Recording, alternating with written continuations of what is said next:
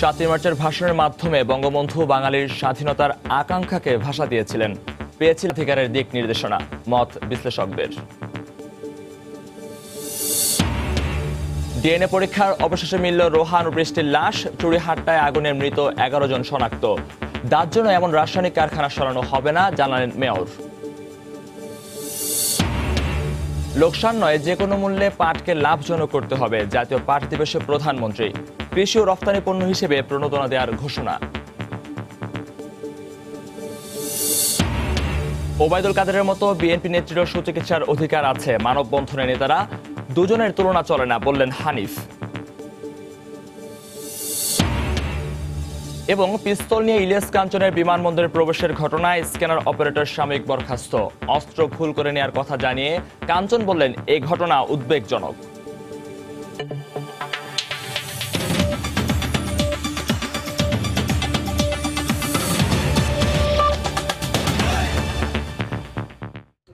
দেখছিলেন শিরোনাম। বাংলার সময়ের সঙ্গে আছি আমি মহিউদ্দিন মধু। ঐতিহাসিক 7 মার্চ উপলক্ষে ধানমন্ডির 32 নম্বরে জাতির জনক বঙ্গবন্ধু শেখ মুজিবুর রহমানের প্রতিকৃতিতে ফুল দিয়ে শ্রদ্ধা জানাচ্ছেন প্রধানমন্ত্রী শেখ হাসিনা। আমরা সরাসরি চলে যাচ্ছি তার কাছে।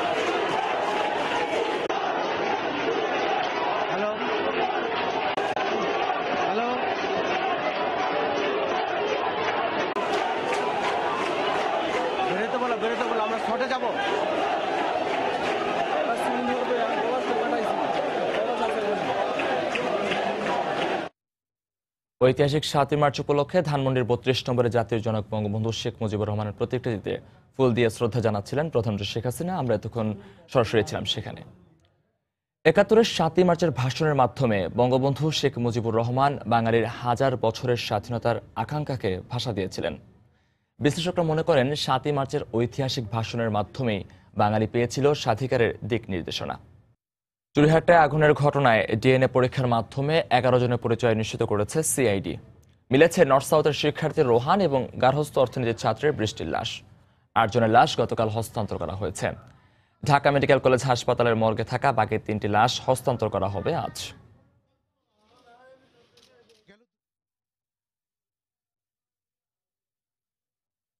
দর্শক, 7ই মার্চ উপলক্ষে ধানমন্ডিতে এই মুহূর্তে কথা বলছেন ভারপ্রাপ্ত সাধারণ সম্পাদক মাহবুবুল আলম হানিফ। আমরা সরাসরি চলে যাচ্ছি সেখানে।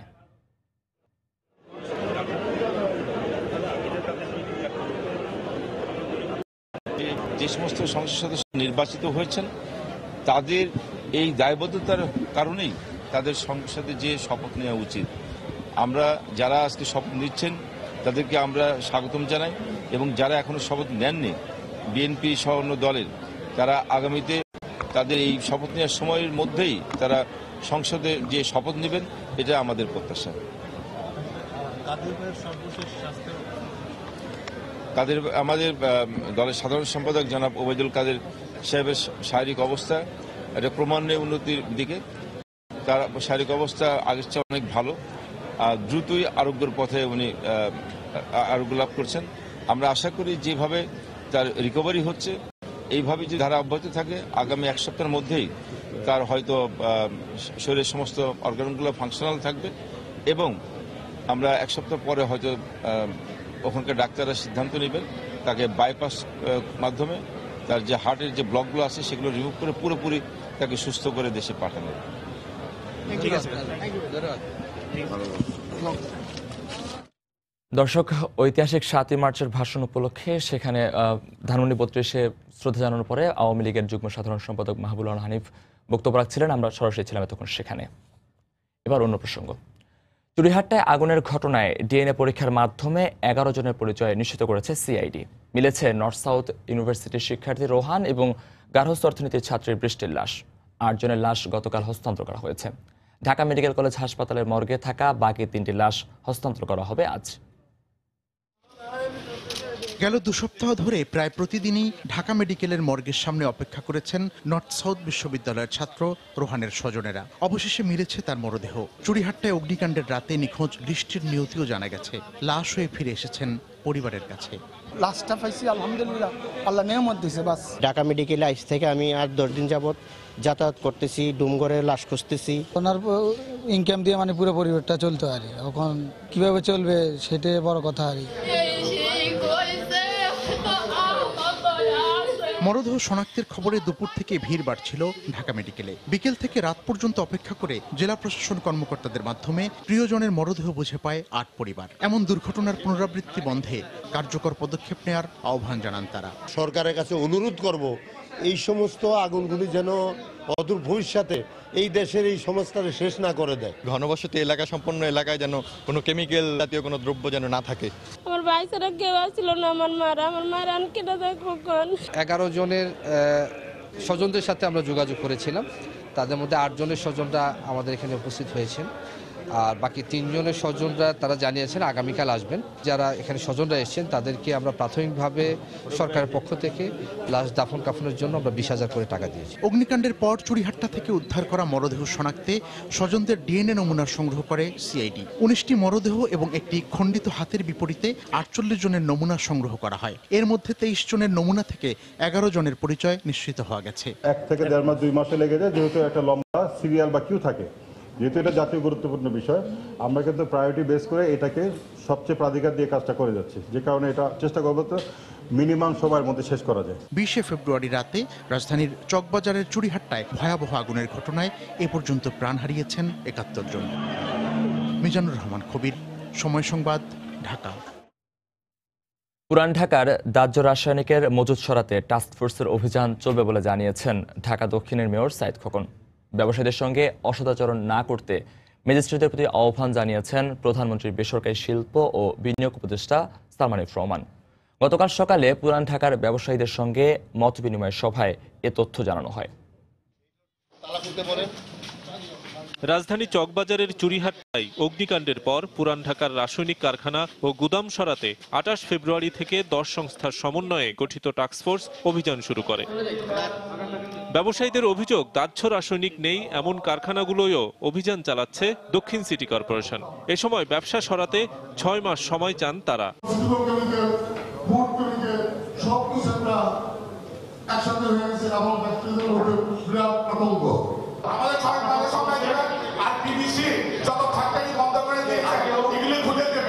এছাড়াও আইন শৃঙ্খলা বাহিনীর সদস্য সহ নির্বাহী ম্যাজিস্ট্রেটরা ব্যবসায়ীদের সাথে অসৎ আচরণ করছেন বলেও অভিযোগ করেন ব্যবসায়ীরা। আমাদের উপরে জুলুম করতেছে, অত্যাচার করতেছে। আমরা ট্যাক্স দিচ্ছি, ব্যাট দিচ্ছি, সব দেওয়ার পরে আমাকে এখানে ম্যাজিস্ট্রেট সাহেবের কাছে আমরা জরিমানা দিব। আমরা যদি আসলে লোক দেয়, সেটা যদি আমরা জানতে চাই ঘটনাটা কি হচ্ছে, জেল দিয়ে দেয়। টাস্কফোর্সের অভিযান মাসব্যাপী অব্যাহত রাখার ঘোষণা দিয়ে আবাসিক এলাকায় বাণিজ্য চলতে পারবে না বলে সাফ জানিয়ে দেন দক্ষিণের মেয়র। অগ্নিকাণ্ডের জন্য ঝুঁকিপূর্ণ নয় এরকম শত শত কেমিক্যাল রয়েছে, আমরা জানি। এগুলোকে আমরা আমাদের অভিযানের বাইরে রাখবো। এ সময় প্রধানমন্ত্রীর বেসরকারি শিল্প ও বিনিয়োগ বিষয়ক উপদেষ্টা সালমান এফ রহমান জানান, নতুন স্থানে রাসায়নিকের কারখানা সরাতে দ্রুতই রোডম্যাপ তৈরি করা হবে। খারাপ ব্যবহার করেছে, এটা দুঃখজনক। ডেফিনেটলি 2 থেকে 3 সপ্তাহের মধ্যে আমরা একটা রোডম্যাপ আমরা তৈরি করব, কিভাবে আমরা মুভ করব। এটা যখন হয়ে যাবে, আমার মনে হয় কিছুদিন পরে আর টাস্ক ফোর্সের আপনার প্রয়োজনও থাকবে না। চুরিহাট্টা ও নিমতলির ঘটনার পুনরাবৃত্তি রোধে ব্যবসায়ীদের আন্তরিক হওয়ার আহ্বান জানান প্রধানমন্ত্রীর উপদেষ্টা। শফিক মোহাম্মদ, সময় সংবাদ, ঢাকা। ওবায়দুল কাদেরের মতো বেগম খালেদা জিয়ারও সুচিকিৎসার অধিকার আছে বলে মন্তব্য করেছেন বিএনপি নেতারা। রাজধানীর জাতীয় প্রেস ক্লাবের সামনে মানববন্ধনে অংশ নিয়ে তারা আরও বলেন, ক্ষমতা হারানোর ভয়ে বিএনপি নেত্রীর চিকিৎসার ব্যবস্থা করতে ভয় পাচ্ছে সরকার। বেগম জিয়ার মুক্তি ও চিকিৎসা দেওয়ার দাবিতে দুপুর 12:30 থেকে 1:30 পর্যন্ত বিএনপির এ মানববন্ধন অনুষ্ঠিত হয়। দলীয় মহাসচিব ও স্থায়ী কমিটির সদস্য সহ বিভিন্ন পর্যায়ের নেতাকর্মীরা এতে অংশ নেন। এ সময় বিএনপি নেতারা বলেন, কারাবন্দী বিএনপি নেত্রীর সাথে অমানবিক আচরণ করছে সরকার। কাদের সাহেবের আশু রোগ মুক্তি কামনা করেই বলতে চাই, ওনার যেমন চিকিৎসা পাওয়ার অধিকার আছে, তার চাইতে উন্নত চিকিৎসা পাওয়ার অধিকার সে রাখে। তাকে বঞ্চিত করা হচ্ছে। 73 বছর বয়স, 3বার প্রধানমন্ত্রী, 2বারের বিরোধী দলের নেত্রী, শহীদ প্রেসিডেন্ট জিয়াউর রহমানের স্ত্রী, তাকে আজকে বিনা চিকিৎসায় নির্জন কারাগারে দিনের পর দিন তাকে তিলে তিলে শেষ করে দেওয়ার ষড়যন্ত্র চলছে। মানববন্ধনে দেয়া বক্তব্যে মির্জা ফখরুল ইসলাম বলেন, ক্ষমতা হারানোর ভয়ে বেগম জিয়াকে আটকে রাখা হয়েছে। তারা মনে করে যে দেশনেত্রী ওই চিকিৎসা নিতে গেলেও বোধহয় তারা ক্ষমতা হারাবে। মানুষ তাদের উপর আস্থা হারিয়েছে, নির্বাচন কমিশনের উপর আস্থা হারিয়েছে।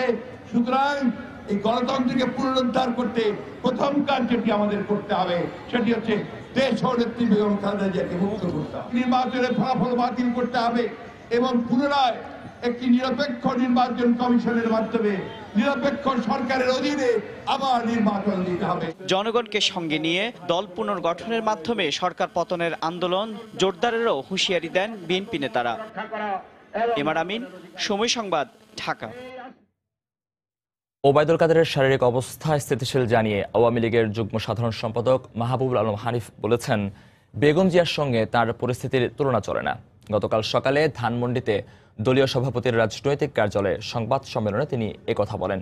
এদিকে সিঙ্গাপুরে কাদেরের সঙ্গে থাকা বঙ্গবন্ধু শেখ মুজিব মেডিকেল বিশ্ববিদ্যালয়ের চিকিৎসক জানিয়েছেন, 2-1 দিনের মধ্যে কৃত্রিম কার্ডিয়াক সাপোর্ট খুলে ফেলার চিন্তা করা হচ্ছে। কিছুটা হলে উদ্বেগ কমলো নেতাকর্মীদের। এখনো সংকটাপন্ন নয় আওয়ামী লীগের সাধারণ সম্পাদক ওবায়দুল কাদের। গেল রোববার থেকে হৃদরোগে আক্রান্ত গুরুতর অসুস্থ ওবায়দুল কাদের চিকিৎসাধীন আছেন সিঙ্গাপুরের মাউন্ট এলিজাবেথ হাসপাতালে। ওই হাসপাতালে চিকিৎসার 3 দিনের মাথায় আওয়ামী লীগ সভাপতির রাজনৈতিক কার্যালয় থেকে জানানো হলো, সবকিছু ঠিক থাকলে 1 সপ্তাহের মধ্যেই শুরু করা যাবে চিকিৎসার পরবর্তী ধাপ বাইপাস সার্জারি। তার অবস্থা এখন আর সংকটপূর্ণ নেই। সামান্যত কিডনিতে ইনফেকশন আছে, এছাড়া তার বাকি অর্গানগুলো এখন পর্যন্ত মোটামুটি ফাংশনাল, সবই ঠিকঠাক মতো আছে। স্বাধীনতা সংগ্রামের জন্য, এই দেশের মুক্তির জন্য জীবন বাজি রেখে যুদ্ধ করেছিলেন দেশের শ্রেষ্ঠ সন্তানদের মধ্যে একজন। তার সঙ্গে আর একজন যিনি পাকিস্তানের সহযোগী ছিলেন, তার সঙ্গে কম্পেয়ার করার কোনো সুযোগ নেই। একজন কায়েদের চিকিৎসার জন্য কারা কর্তৃপক্ষ তারাই চূড়ান্ত সিদ্ধান্ত নেওয়ার ক্ষমতা রাখেন, তাদেরই দায়িত্ব। ওবায়দুল কাদেরের সঙ্গে থাকা বঙ্গবন্ধু মেডিকেল বিশ্ববিদ্যালয় হাসপাতালের চিকিৎসকও ভালো খবর দিয়েছেন। আওয়ামী লীগের এই নেতার কিডনির সংক্রমণ কমে আসছে, বাড়ছে প্রত্যক্ষ শ্বাস প্রশ্বাসের মাত্রাও। হার্টের কন্ডিশন, প্রেশার এবং হার্টবিট এগুলো খুব ভালো আছে এবং তারা চিন্তা করছে আগামী 2-1 দিনের ভিতর ওনার যে আর্টিফিশিয়াল মিনসগুলো আছে, যে ডিভাইসগুলো আছে, ওগুলো ওনারা খুলে ফেলার চিন্তা করছে। অসুস্থ হওয়ার একদিনের মাথায় উপমহাদেশের প্রখ্যাত হৃদরোগ বিশেষজ্ঞ দেবী শেঠির পরামর্শে সিঙ্গাপুর নিয়ে যাওয়া হয় ওবায়দুল কাদেরকে। চিকিৎসকরা জানিয়েছেন তার হৃদযন্ত্রে 3টি ব্লক ধরা পড়েছে। আজহার লিমন, সময় সংবাদ, ঢাকা। শেষ মুহূর্তে দলীয় সিদ্ধান্তের কারণে আজ শপথ নিচ্ছেন না জাতীয় ঐক্যফ্রন্ট থেকে নির্বাচিত মোকাব্বির খান। গতকাল সন্ধ্যায় এক সংবাদ বিজ্ঞপ্তিতে এ তথ্য জানিয়েছে গণফোরাম। 11শ সংসদ নির্বাচনে সিলেট 2 আসন থেকে উদীয়মান সূর্য প্রতীক নিয়ে নির্বাচিত হন তিনি। তবে গণফোরাম থেকে নির্বাচিত আরেক সংসদ সদস্য সুলতান মোহাম্মদ মনসুর আহমেদ সকাল 11টায় শপথ নেবেন বলে জানা গেছে। গণফোরাম থেকে নির্বাচিত সুলতান মোহাম্মদ মনসুর আহমেদ মৌলভীবাজার 2 আসন থেকে ধানের শীষ প্রতীক নিয়ে নির্বাচিত হন। বাংলার সময় আরও থাকছে। বর্ষা মৌসুম আসার আগেই আগ্রাসী সিরাজগঞ্জে যমুনা নদী, ধস নির্মাণাধীন নদীর ডান তীর সংরক্ষণ বাঁধে আতঙ্ক বাড়ছে নদী পাড়ের মানুষের। পিস্তল নিয়ে হযরত শাহজালাল আন্তর্জাতিক বিমানবন্দরের চিত্রনায়ক ইলিয়াস কাঞ্চনের স্ক্যানিং মেশিন পার হওয়ার ঘটনায় একজন অপারেটরকে সাময়িক বরখাস্ত করা হয়েছে। গঠন করা হয়েছে তদন্ত কমিটি। কাঞ্চন বলছেন, ভুল করে অস্ত্র বহন করেছিলেন তিনি, তবে স্ক্যানারে ধরা না পড়ার বিষয়টি উদ্বেগজনক। এদিকে অভ্যন্তরীণ ফ্লাইটেও তল্লাশিতে কড়াকড়ি থাকা উচিত বলে মনে করছেন বিশ্লেষকরা। বিস্তারিত জানাচ্ছেন হাজেরা শিউলি। বিমানবন্দরের কয়েক স্তরের নিরাপত্তা বেষ্টনী পার হয়ে একজন যাত্রী কিভাবে খেলনা পিস্তল ও বোমা সদৃশ জিনিস নিয়ে বিমানে ওঠার সুযোগ পান? চট্টগ্রামে বিমান ছিনতাই চেষ্টার পর এই প্রশ্নই ঘুরপাক খাচ্ছে সবার মনে।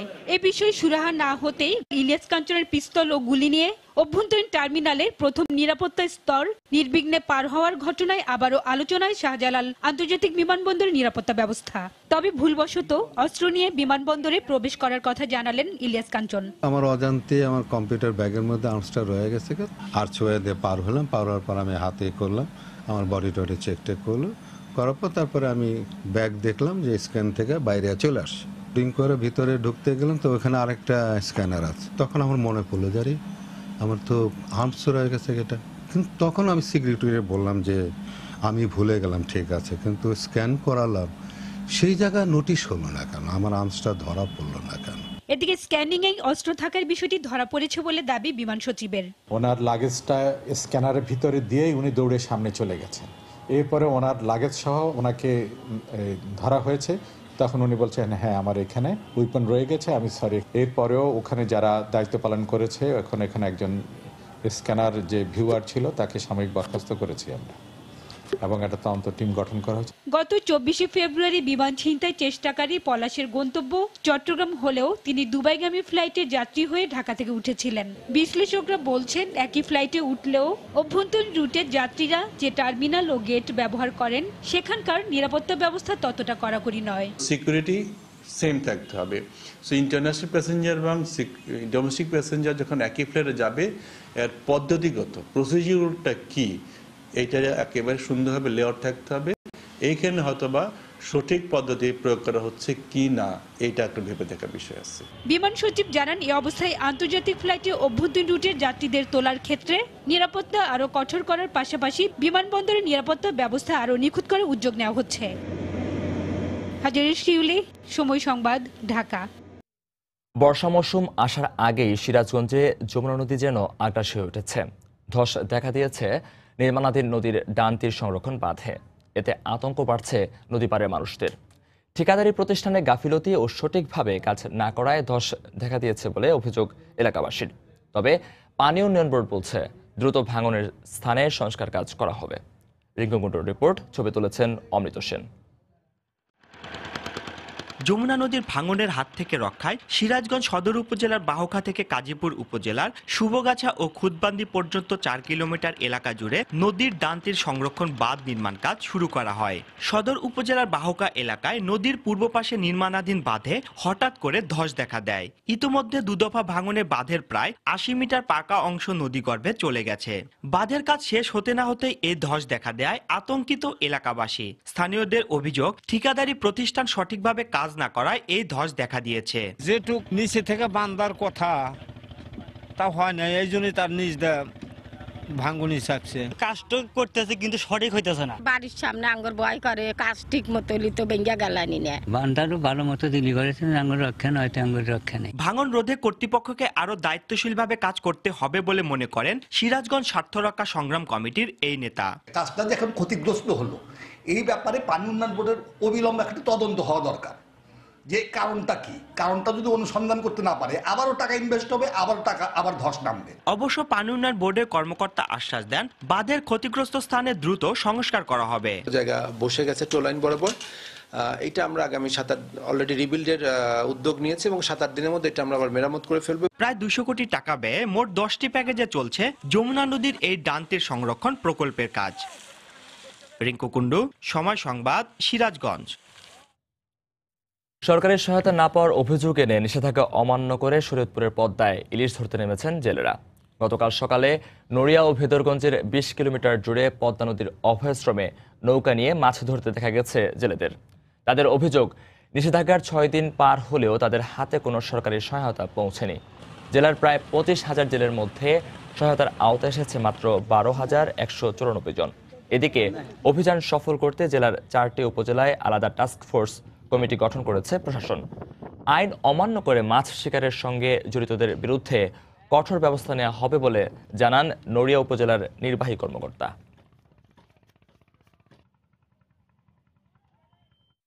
আমরা অভিযান মানছি, সরকার যদি সাহায্য করে আমরা নদীতে নামবো না, আর সরকার যদি না সাহায্য করে নদীতে আমরা নামবো।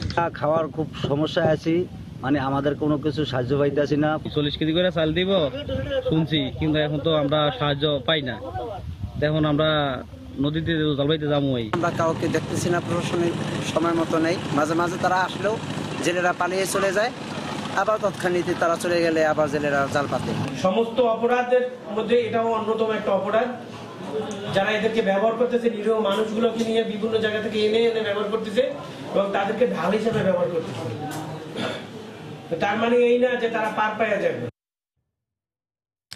বাংলার সময় আরো থাকছে।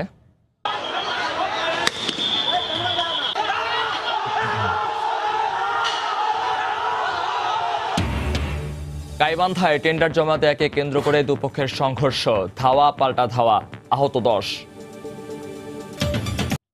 মানিকগঞ্জে বাসের ধাক্কায় পিকআপের 2 যাত্রী নিহত হয়েছেন। এ ঘটনায় আহত হয়েছেন আর অন্তত 3 জন। রাতে ঢাকা আরিচা মহাসড়কের শিবালয় এলাকায় এই দুর্ঘটনা হয়। পুলিশ জানায়, মানিকগঞ্জ থেকে একটি পিকআপে করে 10 নির্মাণ শ্রমিক শিবালয়ের দিকে যাচ্ছিল। এটি মহাসড়কের মশুরিয়া এলাকায় পৌঁছালে পেছন থেকে আসা দ্রুতগামী একটি বাস চাপা দেয়। এতে পিকআপ থেকে ছিটকে পড়ে রাস্তার ওপারে পড়ে 5 শ্রমিক। এ সময় তাদের উদ্ধার করে শিবালয় উপজেলা স্বাস্থ্য কমপ্লেক্সে নেওয়া হলে কর্তব্যরত চিকিৎসক তাদের মৃত ঘোষণা করেন। 6 বছর পেরিয়ে গেলেও নারায়ণগঞ্জের মেধাবী ছাত্র ত্বকী হত্যা মামলার অভিযোগপত্র দাখিল করতে পারেনি র্যাব। এতে ক্ষোভ প্রকাশ করেছেন স্বজন ও জেলা নাগরিক কমিটির নেতারা। ত্বকী হত্যা মামলায় 4 জনকে গ্রেফতার করা হলেও তার মধ্যে মাত্র 1 জন কারাগারে রয়েছে, বাকি 3 জন জামিনে। এর মধ্যে আসামি সুলতান শওকত ভ্রমর ও ইউসুফ হোসেন লিটন আদালতে স্বীকারোক্তিমূলক জবানবন্দি দিয়েছে।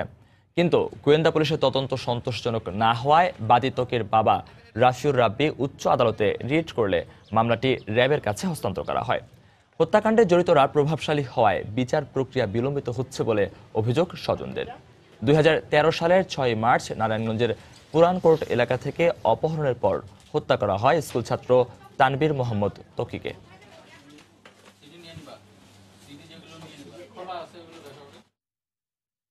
নারায়ণগঞ্জের ত্বকী সহ সব শিশু হত্যার সুষ্ঠু বিচারের দাবি জানিয়েছেন সিটি কর্পোরেশনের মেয়র ডক্টর সেলিনা হায়াত আইবি। ত্বকী হত্যায় 6 বছর পূর্তিতে শহরের জিমখানা এলাকায় শেখ রাসেল পার্ক মুক্ত মঞ্চে আলোচনা সভায় এই দাবি জানানো হয়। সন্ত্রাস নির্মূল ত্বকী মঞ্চ থেকে আজ থেকে শিশুদের চিত্রাঙ্কন প্রতিযোগিতা সহ 3 দিন ব্যাপী নানা কর্মসূচি পালন করছে। সভা শেষে বিজয়ীদের হাতে পুরস্কার তুলে দেন বিজয়ীদের।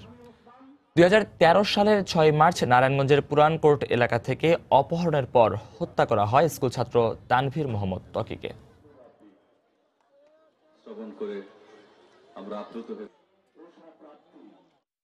মাননীয় প্রধানমন্ত্রী সহ রাষ্ট্রের কাছে অনুরোধ করব যে এই চাঞ্চল্যকর হত্যাকাণ্ডের বিচার করা হোক।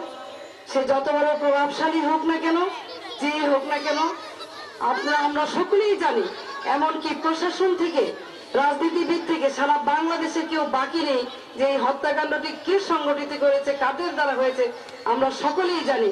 কিন্তু কেন, কি কারণে, কার অদৃশ্য শক্তির ইঙ্গিতে এই হত্যাকাণ্ডের বিচার হচ্ছে না, তা আমাদের জানার অধিকার সকলেই আছে। পদ্মা সেতুর রেল সংযোগ প্রকল্পে ক্ষতিগ্রস্ত সবাইকে পুনর্বাসনের আওতায় আনা হয়েছে বলে জানিয়েছেন রেলমন্ত্রী মোহাম্মদ নুরুল ইসলাম সুজন। গতকাল সকালে মুন্সিগঞ্জের শ্রীনগরে ক্ষতিগ্রস্ত 10 জনের হাতে পুনর্বাসনের চেক প্রদান শেষে একথা বলেন তিনি। ক্ষতিগ্রস্ত মানুষকে তাদের ক্ষতি তাদের কিছুটা তাদের সাথে হওয়া যায়। সরকার আইনানুগভাবে আমাদের জেলা প্রশাসনের মাধ্যমে সেটি বিতরণ করেছে। এর অতিরিক্ত আমাদের প্রকল্প যে ব্যয় হবে তার মধ্যে আমরা ধরে নিয়েছি যে অনেক মানুষ আছে, তাদের ঘর বাড়ি আছে, ছোট দোকান গাইবান্ধায় টেন্ডার জমা দেওয়াকে কেন্দ্র করে দুপক্ষের সংঘর্ষে 10 জন আহত হয়েছেন। গতকাল দুপুরে গোবিন্দগঞ্জ উপজেলার পরিষদে এ সংঘর্ষ হয়। পুলিশ জানায়, গোবিন্দগঞ্জের 106টি সরকারি জলাশয়ের ইজারা টেন্ডার জমা দিতে গিয়ে গোবিন্দগঞ্জ উপজেলার নির্বাহী অফিসারের কার্যালয়ে যায় বর্তমান এমপি মনোয়ার হোসেন চৌধুরী ও সাবেক এমপি আবুল কালামের সমর্থকরা। কথা কাটাকাটির এক পর্যায়ে ধাওয়া পাল্টা ধাওয়া শুরু হয়। দুপক্ষের দফায় দফায় সংঘর্ষে আহত হন 10 জন। পুলিশ ঘটনাস্থলে পৌঁছে কয়েক রাউন্ড টিয়ার শেল ও রাবার বুলেট ছুড়ে পরিস্থিতি নিয়ন্ত্রণে আনে।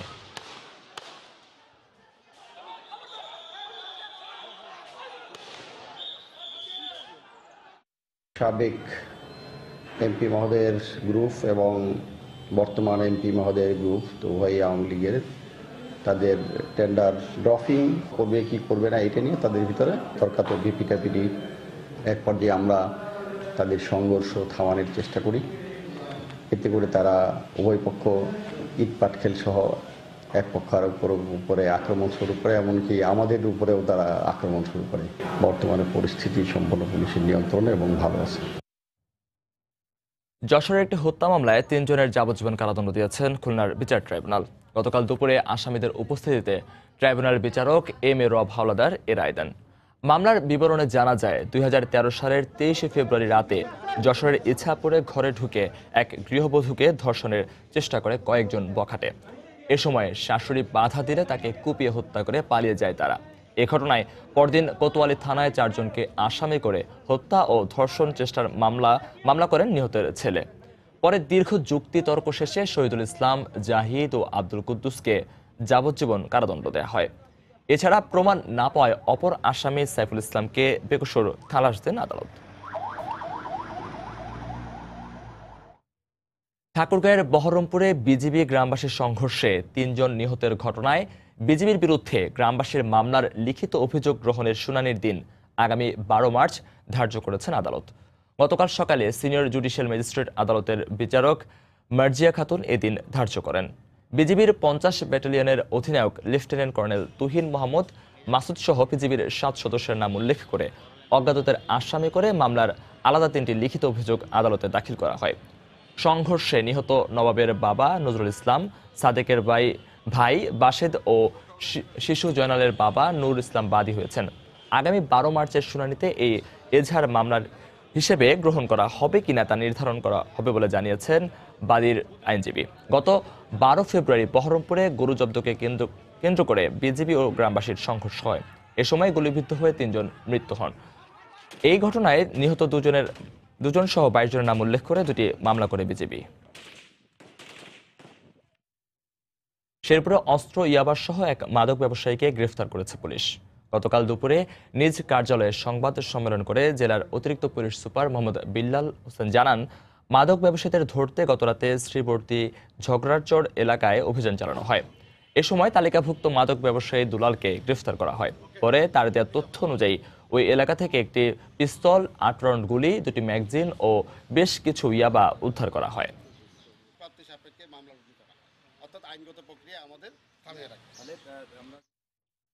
খাগড়াছড়িতে অস্ত্রসহ 2 জনকে আটক করেছে র্যাব।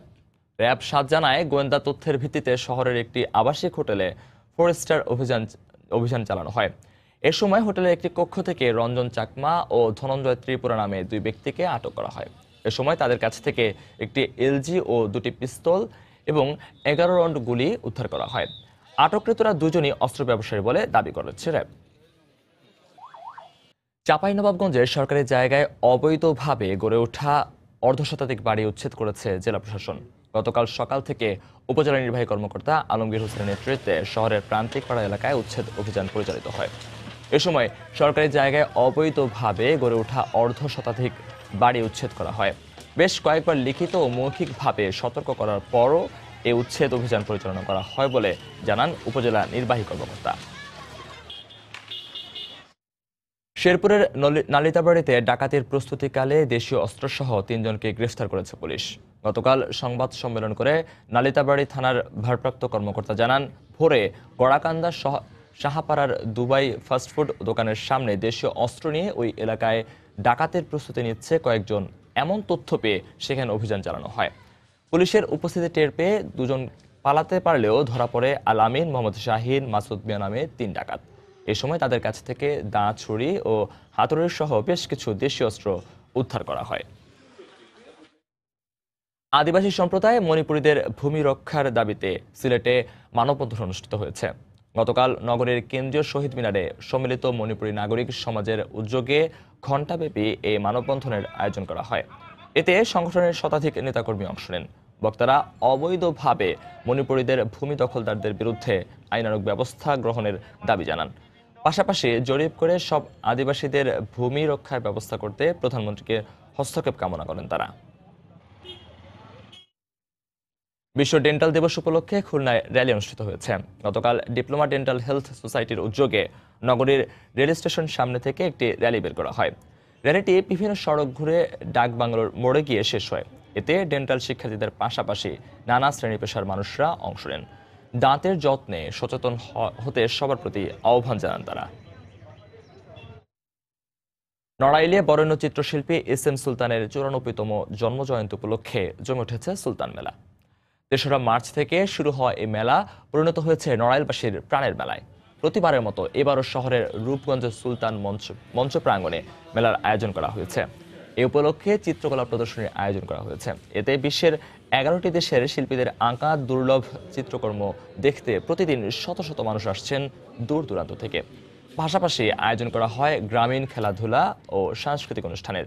এদিকে আগত দর্শকদের কথা মাথায় রেখে নিরাপত্তা ব্যবস্থা জোরদার করা হয়েছে।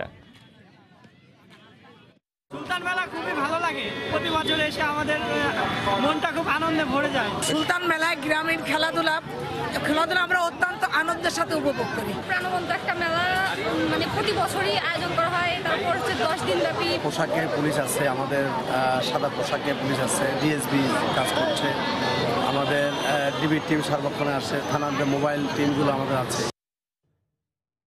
বাংলার সময়ের শীর্ষ সংবাদ জানিয়ে দিচ্ছি আরেকবার। 7ই মার্চের ভাষণের মাধ্যমে বঙ্গবন্ধু বাঙালির স্বাধীনতার আকাঙ্ক্ষাকে দিয়েছিলেন ভাষা। মত বিশ্লেষকদের বঙ্গবন্ধুর প্রতিকৃতিতে প্রধানমন্ত্রীর শ্রদ্ধা। ডিএনএ পরীক্ষা অবশেষে মিলল রোহান ও বৃষ্টির লাশ। চুড়িহাট্টায় আগুনে মৃত 11 জন শনাক্ত। দাঁত জন্য এমন রাসায়নিক কারখানা সরানো হবে না জানালেন মেয়র। লোকসান নয়, যে কোনো মূল্যে পাটকে লাভজনক করতে হবে। জাতীয় পাট দিবসে প্রধানমন্ত্রী কৃষি ও রফতানি পণ্য হিসেবে প্রণোদনা দেওয়ার ঘোষণা। ওবায়দুল কাদেরের মতো বিএনপি নেত্রীরও সুচিকিৎসার অধিকার আছে। মানববন্ধনের নেতারা দুজনের তুলনা চলে না বললেন হানিফ। এবং পিস্তল নিয়ে ইলিয়াস কাঞ্চনের বিমানবন্দর প্রবেশের ঘটনায় স্ক্যানার অপারেটর সাময়িক বরখাস্ত। অস্ত্র ভুল করে নেয়ার কথা জানিয়ে কাঞ্চন বললেন, এই ঘটনা উদ্বেগজনক। এই ছিল বাংলার সময়। যে কোনো খবর পেতে ভিজিট করুন সময়নিউজ.tv। আপনার মোবাইলে সময়ের সংবাদ দেখতে ও সকল খবর পেতে ডাউনলোড করুন সময় অ্যাপ। সঙ্গে থাকুন সময়।